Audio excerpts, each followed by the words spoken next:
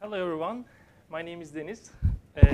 I'm a technology journalist and the founder of Haptical. Haptical is a media organization to inform and inspire curiosity about immersive technologies. We bring stories, ideas, and people around virtual reality, augmented reality, and 360 videos. Haptical went live on April 2016 as a Medium publisher.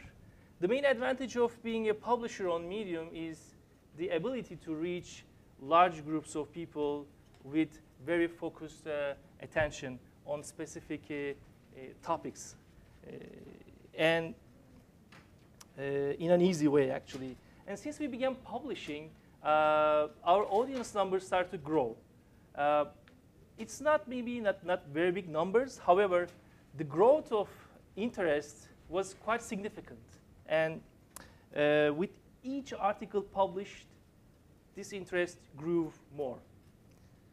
As I said in the beginning, we also publish a weekly newsletter. And it's mostly followed by the academia, tech, and media industry. And the opening rate is around 35%, which is above the median average industry. Haptical is a new project, so it's currently not a business yet, but the numbers that I've shared with you are quite hopeful, actually. So I think that by continuing creating quality content, it may turn into a business, actually. So my projected revenue stream for Haptical are mainly native advertising, sponsorship, and events, and business intelligence. But at this point, maybe you may ask why I chose immersive technologies. Why invest in this technology? There is an interesting trend in technology that every 10 to 15 years, the computing landscape is reshaped by a major new cycle. In 1980, it was the PCs. In 1994, it was the internet. And in 2007, it was the smartphone, the iPhones. And by 2020, my bet is that it's going to be virtual reality and augmented reality. Actually, this is not only a wishful thinking of a technology journalist, but a recent report by Goldman Sachs indicates us that by 2025, virtual reality and augmented reality both will create an $80 billion economy and will affect 9 major areas, including video entertainment, health, retail, and education, and more. This is the dawn of a new computing age. However, there are very few tech media brands that are offering content on this market, and they're mostly focused on the early adopters who are very technically wise and interested people, and there is still room for more. That is why I founded Haptical in order to make this technology easy and understandable for the new generation. So our content is mainly aimed at to capture the attention of the early majority and late majority, the general public, actually. So in order to take Haptical into the next level, I have 2 projects at the moment. I mean, I will continue bringing quality content, but besides that, I have 2 main projects. One project is to build a guide on virtual reality journalism, because still we have more questions than answers. And the second project is a newsletter in virtual reality. This is still a prototype project that I'm working on. I'm a solo founder, and you may guess how hard it is, bringing all this content with only one person. However, I've been a technology journalist for more than 5 years, and I have experience in business. And besides that, I have a great number of advisors in specific areas to make this happen. As I said in the beginning, I founded Haptical to make virtual reality and augmented reality easy and understandable for the new generation. If you want to understand more about how this technology will affect our lives, I suggest you follow Haptical, Haptic.al on Medium. Thank you. If you have any questions, I'll be very happy to answer.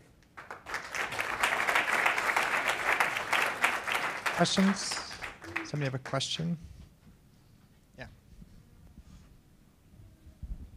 Hi, my name is Joe Amditis. I'm a social journalism grad student here Hi. at CUNY as well. I actually did. I subscribed to Haptical. I didn't know it was a CUNY Oh, project. I was like, great. oh, this is great. No, that's great. So yeah, I love the newsletter. It's been great. I am an early adopter of the 360 video in particular, and I wanted to know what you see. Can you talk a little bit more about the newsletter thing? Because I've also, you stole my idea. No, I'm just kidding. Okay. No, I also had this Oh, kind okay. of thought, and I I think mean- it'd be really cool. I'd love to hear what you think of how that what that would look like. Okay. So. I mean, this is still a prototype, right? It's just an idea.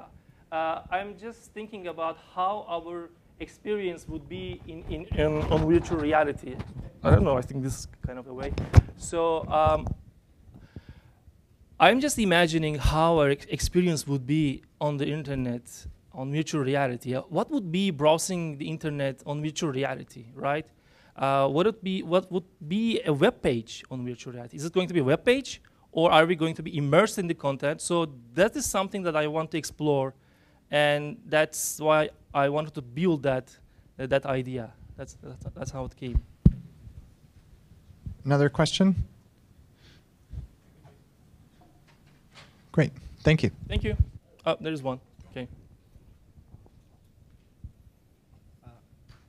Hello. Hi. I just had a quick question. What is your primary way of educating people about the new technology? About this new technology? Are you writing articles, or are you just linking to other people's stuff? Both, actually, both. As a technology journalist, I love exploring the new tech trends, and I love making it easy for people to understand and adapt in their lives. So my main idea is to focus on specific industries, actually, like how virtual reality will affect education, how virtual reality will affect travel, how virtual reality will affect retail business. So I'm planning, and I already started that, actually. Creating content specifically for that, and on the other hand, I want to build something for virtual reality as well. That's my plan. That's my goal. So that's why I'm looking for sponsorships and funds to do that. So my aim is and newsletter actually is also helping the followers to better understand the situation, the general trend. So as a journalist, I'm just making it easy for people to understand how this technology will affect our lives. Great. Thank you. Yep.